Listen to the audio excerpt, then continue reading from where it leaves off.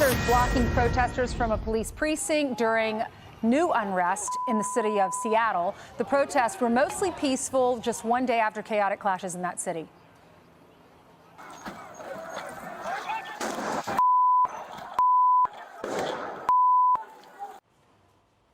Seattle police releasing body camera video of the Saturday riots. Officers say they were hit by rocks, water bottles, and explosives, but remember, these are peaceful. 59 officers were injured. Remember, in that peaceful protest, 47 people were arrested. This as Portland, Oregon sees its 60th straight night of unrest. Rioters set off fireworks overnight near the courthouse. Police used tear gas apparently to disperse the crowds, as you can see right there. 2 people taken into custody after a shooting was reported just about a block from the demonstrations. 1 person was injured. And moments ago, several police cars were found burned in Philadelphia. No one was hurt, thank goodness. No word yet on any suspects there. That's right. Now, Chris Christie over the weekend was defending the president for sending these federal troops to different cities, especially Portland. He sent those in to protect the federal courthouse there. Listen to Chris Christie, the former governor of your state, Steve, New Jersey. Most Americans, George, do not believe that the riots that are happening in Portland and Seattle and in other places across the country that are causing destruction and injury and in some cases death are acceptable. Mayors in those towns are too politically timid to address people who are defacing and destroying their cities, then the President of the United States has to deal with it. And it's his responsibility as president if the mayors are willing to walk away from their own responsibility, not to support peaceful protests, but to stop violent riots. And it was good to see somebody stick up for the president over the weekend, because it's the federal government. You could watch cities burn and say I have nothing to do with it, or you could put people in action and say, how can I help it? And then after 50+ days, they go, the problem is those 100 federal agents, they came out to help. That's the problem. I think rational people know that's not the problem. Also, there's a worry. There's a worry that the feeling and the push for racial justice and police reform that everyone was on, to a degree, the same page with, has devolved into a white spectacle. This, according to an NAACP spokesperson. He says not to denounce the overall presence of white people at the protest, but this has become a white spectacle as government buildings have been damaged and objects have been hurled at law enforcement, causing a distraction. We welcome our white brothers and sisters, but I must ask them to remain humbly attuned to the opportunity of the moment and to reflect on what their actions are doing and if they're achieving the goal for African Americans. So they might have overcorrected with people that really don't know what's going on. They just want to take part in the protest. Right. Let's bring in Arkansas GOP Senator Tom Cotton, member of the Senate Armed Services Committee.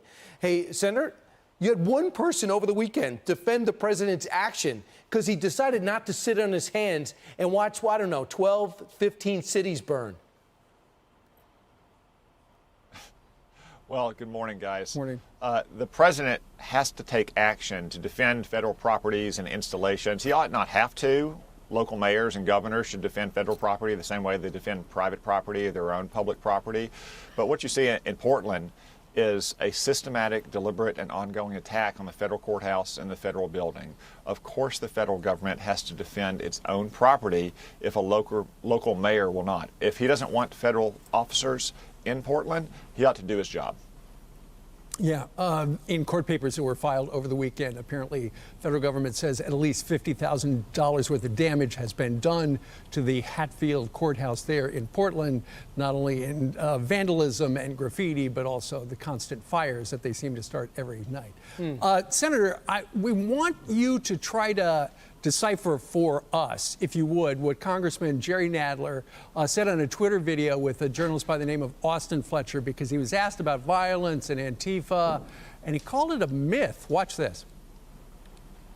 There's violence across the whole country. Do you disavow the violence from Antifa that's happening in Portland right now? There's riots. That's a myth that's being spread only in Washington, D.C. About Antifa in Portland? Yes. Sir, there's videos everywhere online. There's fires and riots. They're throwing fireworks at federal officers. DHS is there. Look online. It gets crazy, Mr. Nadler.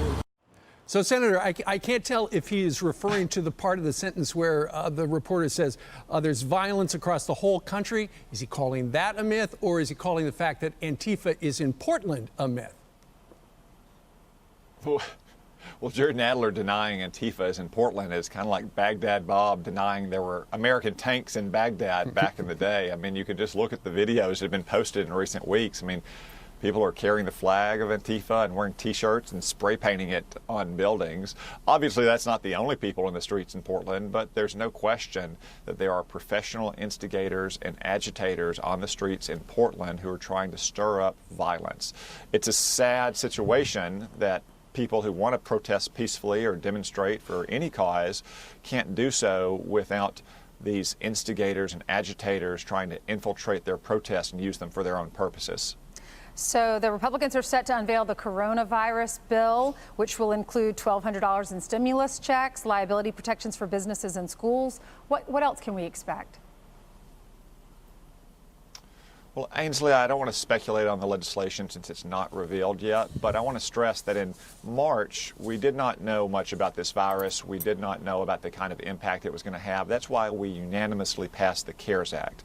I would not have viewed that at the time as a recovery bill or even a stimulus bill. It was a survival bill.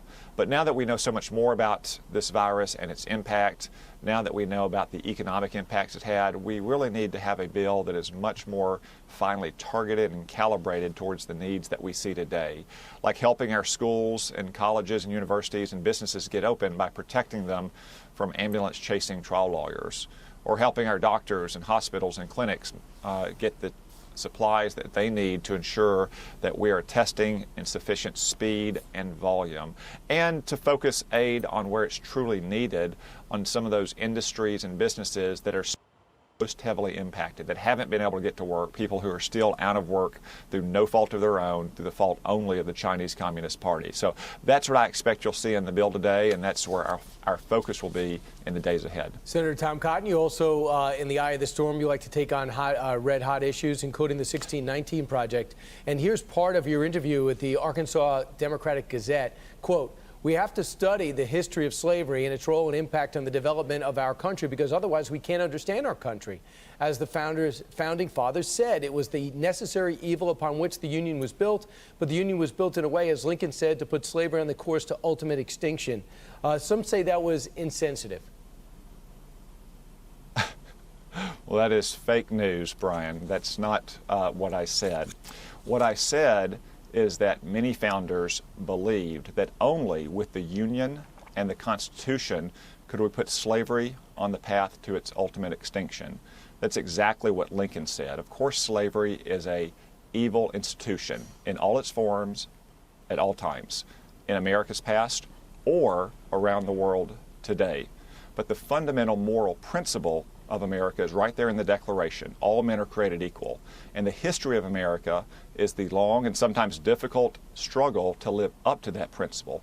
That's a history we ought to be proud of, not the historical revisionism of the 1619 Project, which wants to indoctrinate America's kids and teach them to hate America, to believe that America was founded not on human freedom, but on racism, to think that slavery was not an aberration, but the true heart of America. That's why leading historians like James McPherson or Gordon Wood have debunked the 1619 Project. That's why I've introduced legislation to ensure that federal tax dollars don't go to teaching it. The New York Times should not be teaching American history to our kids. Senator, before you go, today marks 99 days before the election day. What is the state of the race right now? Well, I think it's a close race in the presidential campaign and the Senate campaigns as well. And the American people are going to be asking who is going to be best equipped to help get the economy back on its feet? Who is going to protect our communities from the violence we see in the streets? Who's going to protect this nation from the threat of the Chinese Communist Party and other threats abroad? And as we head down the home stretch of this campaign, I think that they'll conclude that it's the president and the Republican Party. Senator, thank you for being with us. Thank you all.